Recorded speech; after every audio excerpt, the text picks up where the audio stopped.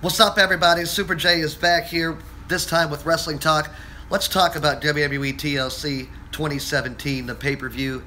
Monday Night Raw just had that event last night. As you know, several superstars were not able to appear due to a viral illness that's circulating around the WWE Raw locker room. Anyway, it was terrible. Let's get into it. We're going to talk about it shortly. Hello to everybody that's just starting to come on. Shout-outs to everybody. And what a terrible pay-per-view it was. You liked it? I mean, the main event, there was 2 matches last night, and that's basically exactly all TLC was. It was Finn Balor versus AJ Styles. AJ Styles was taking over for the sick Bray Wyatt in the matchup. Finn Balor, AJ Styles, for the first time ever fighting in WWE. It was a good one-on-one match. I was very happy to see it. As you know, Finn Balor got the victory. Finn Balor was all decked out in his demon gear, and he was supposed to fight Sister Abigail, a.k.a. Bray Wyatt, at TLC, and TLC was Bray Wyatt-less last night, but we did get the Demon. We got AJ Styles coming over from SmackDown Live for an awesome one-on-one match. It was pretty cool, and shout out to everybody that's just coming on. Asuka kicking off the show was a lot of fun, and her making her Raw debut finally on the main event of WWE, the Raw brand, and it was pretty awesome. It finally happened. Asuka coming out looking as beautiful as ever, as colorful as she does. The Empress of Tomorrow came in, and her and Emma had somewhat of a decent match. I didn't expect Emma to be taking Asuka to the limit in Asuka's first match after being undefeated for almost 2 years in NXT. And what's up, Jace? Shout out to everybody on the channel right now. Thanks to the dozens and dozens of the WrestleCade fans coming on and showing support. And as you guys know, there was other matches in TLC. We don't really need to get in any more of them. Enzo Amore ended up getting the victory in the matchup against Kalisto. Enzo became Cruiserweight Champion for the 2nd time. He's running live on 205 Live tomorrow night. Hopefully we see Enzo tonight. And did anybody check out the back of his boxer? You know, he came out looking like a boxer, like Conor McGregor type deal. You know, and Floyd Mayweather just a couple weeks ago.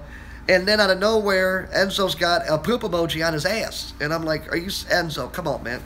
I really wasn't too excited with that. But it was a funny attire that he wore. Enzo ended up getting the title back with a poke to the eyes on Kalisto.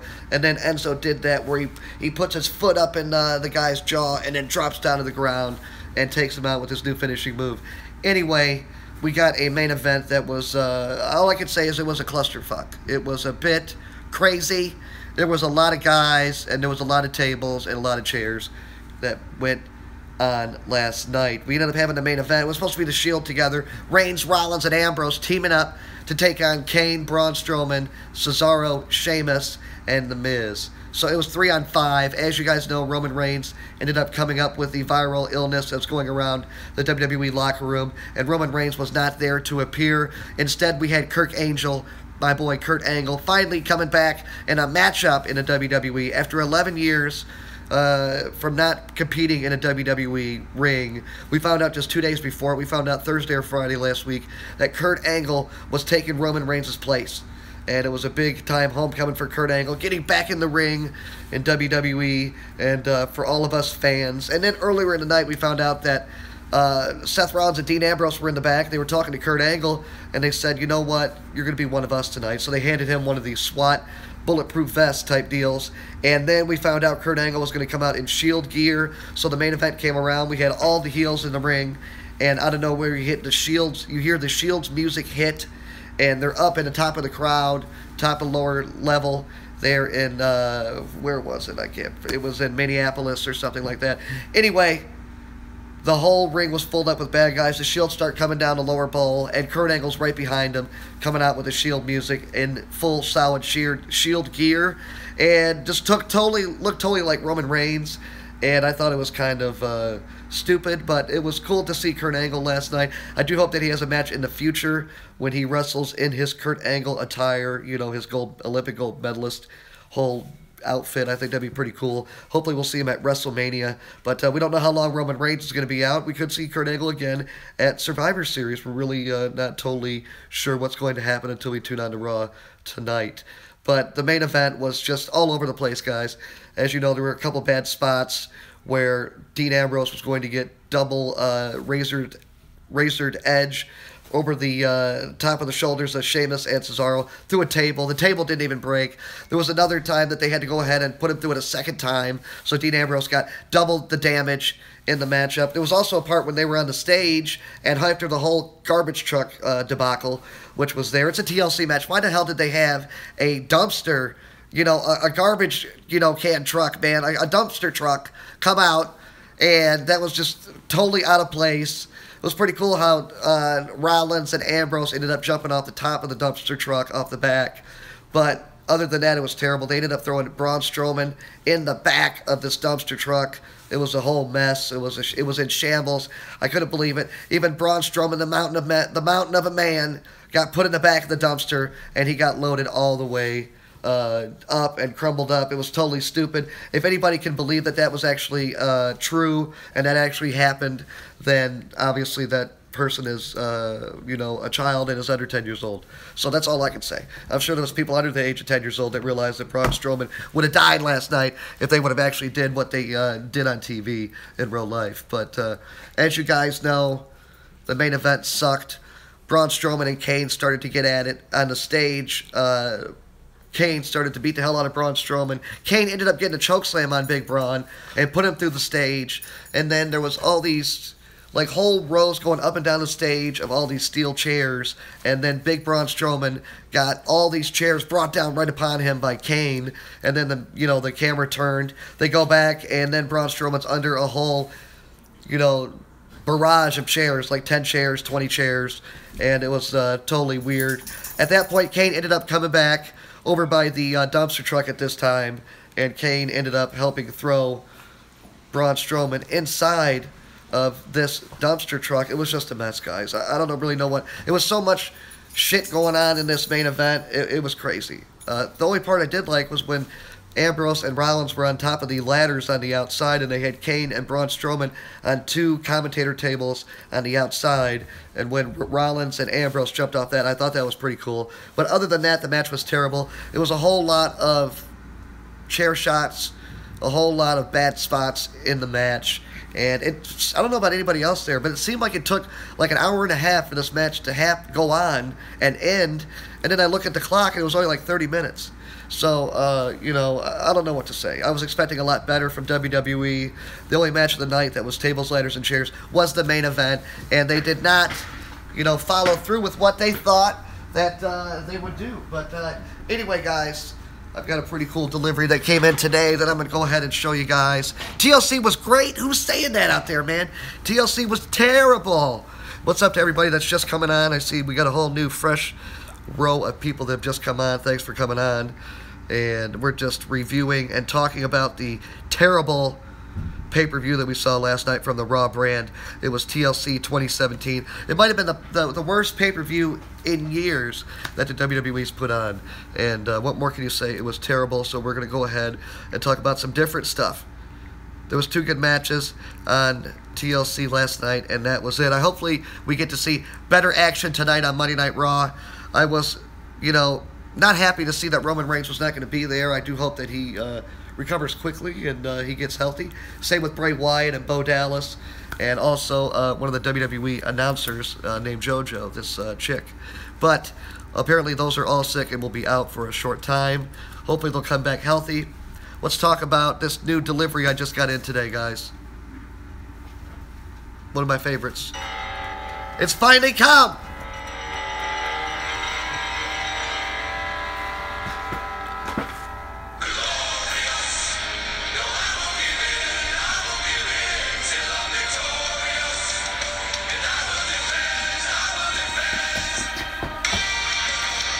The glorious Bobby Roode has finally made it to the Wrestle Cave.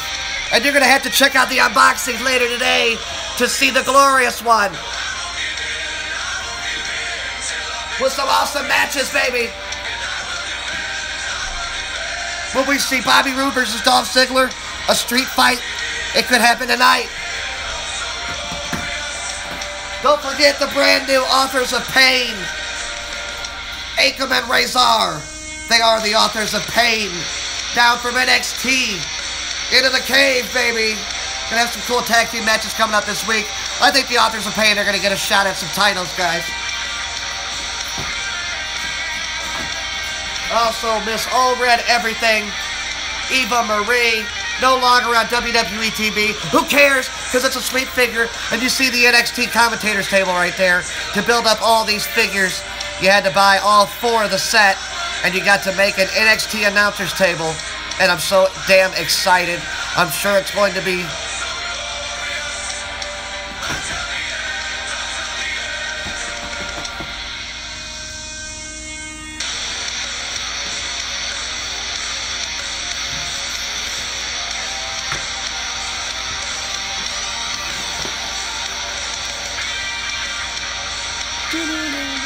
so glorious. Bobby Roode. Alright, I just want to show you guys that sweet-ass delivery. And I'm going to be unboxing these bad boys here from NXT TakeOver Series 2 here in the next 24 hours. I might do 1 or 2 today and then do another 2.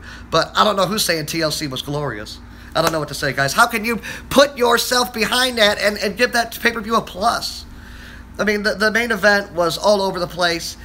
Roman Reigns was not able to be there, so then WWE said, let's just dress up Kurt Angle like Roman Reigns, and let's have Roman Reigns, all his finishing moves, let's have Kurt Angle do those too.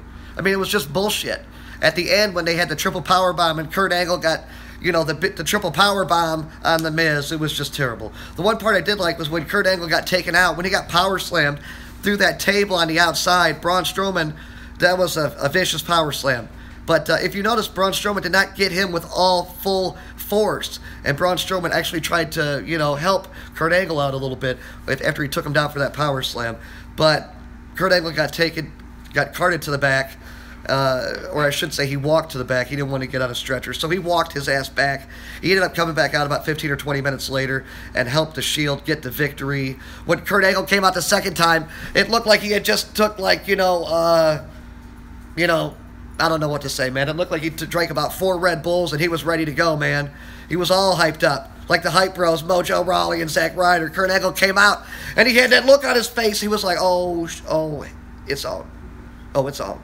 It's true. It's damn true. And that's what he did, man. Kurt Angle came out and with his own music, might we add. But he was still out in the Shield gear, in the tank top, and the SWAT uniform. Kurt Angle ended up giving a backdrop on Cesaro right there on the stage, which looked like it hurt. And then Kurt Angle ended up getting Sheamus with an angle slam right through the commentator's table on the outside. One thing I didn't like about that match was where they had, first of all, the dumpster. I'm going to keep going on about that, but the dumpster truck was terrible. The Kane and Braun Strowman, how they started fighting back and forth was terrible as well. I mean, why didn't they just, save Kane to re-debut at the pay-per-view and come back at the pay-per-view? In that case, they could have had, it looks like they're going to have Kane and Braun Strowman fight now in the future. Does that tell me that Roman Reigns is going to be out for longer than expected? I'm not sure.